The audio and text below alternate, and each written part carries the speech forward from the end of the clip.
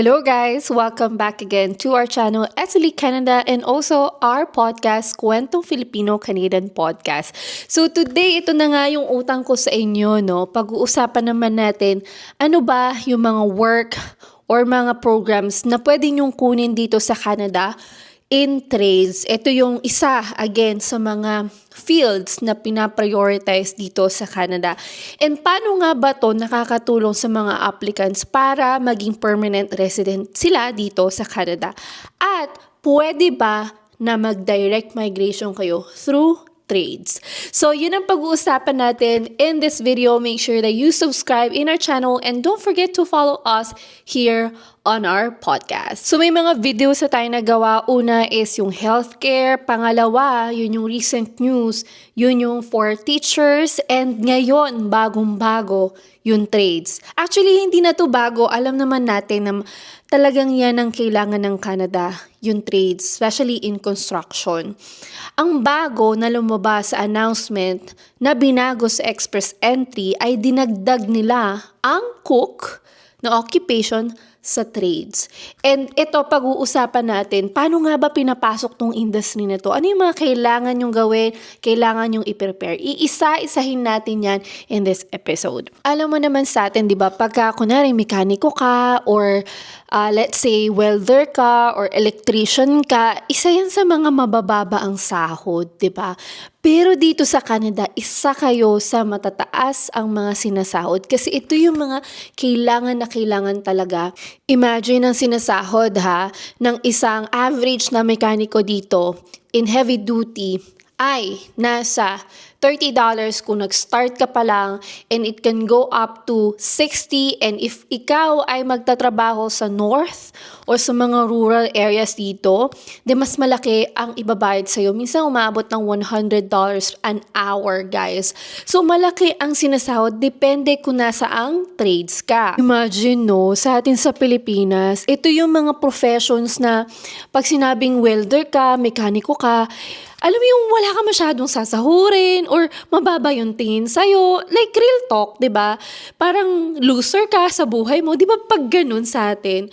Pero pagdating mo sa ibang bansa like Canada, Australia, New Zealand, ikaw yung talagang hinahanap ng mga tao dito at willing silang bayaran ka ng malaki. Kasi hindi lahat kayang gawin yung ginagawa mo. Ganun ka ka-in-demand dito. Alam nyo dito sa lugar kung nasan ako kailangan ko ng electrician noon. So, naghanap ako ng electrician. Ang hirap maghanap, guys. Meron ka lang few options. At yung mga electrician na yun, ang tagal na nilang nagtatrabaho as an electrician. May isa akong tinawag na electrician dito. Guys, para na siyang as in retired na siya. Parang feeling ko, kailangan na talaga niya yung mamahinga. Pero wala akong choice ka, wala akong ibang option. So, talagang pa-retire na ang mga trades natin, di ba? Kokonti ang mga pumapalit. So, kaya ini-encourage ng Canada or Australia or kung saang mang bansa yan sa Western countries na ito ang dapat na occupations na targeting natin dahil maraming nagre-retire. And hindi nare-replace tong mga taong ito, 'di ba?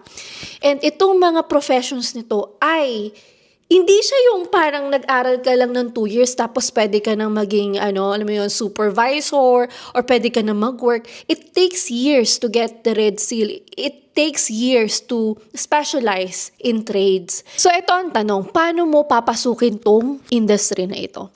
Maraming mga pathways, 'di ba? Depende na lang talaga sa sitwasyon mo. So unahin na natin yung may mga experience na. Let's say may experience ka na sa pagiging mekaniko. Pag sinabi kong may experience, sumahod ka na before, as in legit na mekaniko ka sa atin. Kailangan siguro maghanap ka ng employer dito na willing kang i-hire. Okay, i-hire ka. Ang problema, yung mga employer dito, gusto nila Red Seal na. Pwede mong ayusin yung Red Seal mo. Ang problema naman ngayon, paano ka makakapag-exam ng Red Seal kung nasa labas ka pa? Kaya maganda na nandito ka sa Canada. Ipa-assess mo yung experience mo, mag-take ka ng exam. I-challenge mo yung exam. 'Di ba, for Red Seal. Marami na akong mga kakilala at meron din akong personal na kaibigan na nagtitake talaga ng Red Seal examination. Yan is yung may mga experience na sa atin sa Pilipinas. Ngayon, paano po pag wala akong experience? Ngayon, dito na papasok yung kailangan mo mag-aral. Kaya ang student pathway, hindi lang yan para magkaroon ka ng work permit eh. Isang way yan para mapasok mo yung mga industries dito sa Canada. Kasi hindi ka basta-basta makakapagtrabaho dito as electrician, as a heavy-duty mechanic, diba? Hindi ka makakapagtrabaho or as a welder, hindi basta-basta ka makakapasok o may tatanggap sa yung empleyado. Minsan, mag-start ka as an apprentice and mahirap maghanap ng employer na mag-sponsor sa'yo as an apprentice kung wala ka dito, number 1. And number 2, kung wala kang experience sa construction. Ngayon, may mga programs kang pwedeng kuhanin. Depende na lang kung anong trade profession yung tinitignan mo. Merong heavy duty, di ba? Meron ding electrician, merong welding. Ang dami niya, guys. Mahabang listahan. May mga professions din na wala kang makikitang program, pero kailangan kumuha ng somehow related to that. For example, roofer. Wala namang roofer program. Walang mga ganung program. Pero kung meron kang construction program na pwedeng kuhanin para magamit mo siya, mapasok mo yung industry na yun. Pero maganda pag may red seal ang trabaho mo. Diba? Pag kasi red seal ka na, iba na ang pay rate mo. Diba? At ito pa yung pinakamaganda pag nasa red seal ka. Kung titignan ninyo ito, yung express entry, ang pagkakaroon ng red seal sa trades ay 50 points sa express entry. So, let's say, maganda pa yung age mo. Meron kang, let's say, diploma dito sa Canada or certificate sa Canada. Nag-experience ka sa Canada. And then, meron kang 50 points sa trades certification. Mataas ang English mo. Tapos, dagdagan mo pa, mag-French ka pa. Ewan ko na lang kung hindi ka pa ma-invite for permanent residency. So, ang laking bagay nung red seal. So ngayon, after mo mag-aral for first year, so second year apprentice ka na, magigain ka na ng experience, di ba? Hanggang sa makuha mo yung red seal. So dalawang magkaibang pathway siya. Yung iba, may experience na, pwede nang i-challenge yung exam, di ba? Sa'yo, na wala kang experience, magagiging apprentice ka muna for few years, like 3 to 4 years. Then saka mo i-challenge yung exam for red seal. So, dalawang magkaibang path na kailangang tignan ninyo ang profile nyo kung saan kayo nagfo-fall doon.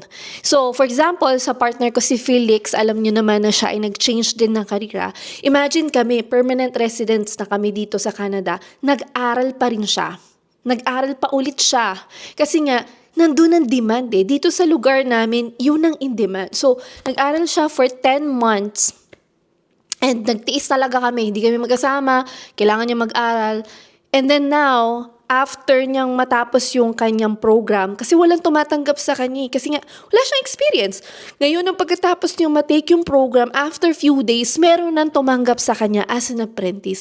So, ganun kalaki yung tulong ng foundation program na kinuha niya dito sa Canada, para mapasok niya lang yung industry. 'Di ba? And then, while nagigain ka ng experience sa apprenticeship mo, then yun, pwede mong gamitin yun for your immigration. Depende siya sa kung ano man papasukin yung immigration pathway dito sa Canada. Depende din yan kung saan din kayo dito sa Canada. Kasi iba-ibang, alam mo yung regulatory body, kada province, 'di ba? So, double check nyo mabuti yun. Again, itong pathway nito, it will not have a guarantee that you will become a permanent resident. Kaya, mas okay din na you have to work on your English proficiency. Open ka dapat na mag-take ng French kung kinakailangan. Pero kung andito ka sa profession na to, I doubt na mawawala to in the next few years. Kasi, healthcare, trades, community services, yan talaga ang kailangan ng Canada. Kaya, dito sa channel natin, dito sa ating podcast, fino-focus ko na itong mga in-demand talaga ng mga occupations like healthcare, trades, yung sa community services, para nga mabigyan natin ng idea yung mga kababayan natin sa Pilipinas kung ano ba dapat yung mga occupations na targetin nyo. Kasi hindi ka pwedeng pumunta lang dito as alam mo yun, nag-work sa food or nag-work ka sa, let's say, sa factory, pag yun ang mga jobs mo at wala ka sa tier, 'di ba? At least 0, 1, 2, 3, mahihirapan kang mag-immigrate later on. So, pwede siguro stepping stone pero walang kasiguraduhan kasi sa mga jobs na yun na magiging residente ka. Maliit yung chance.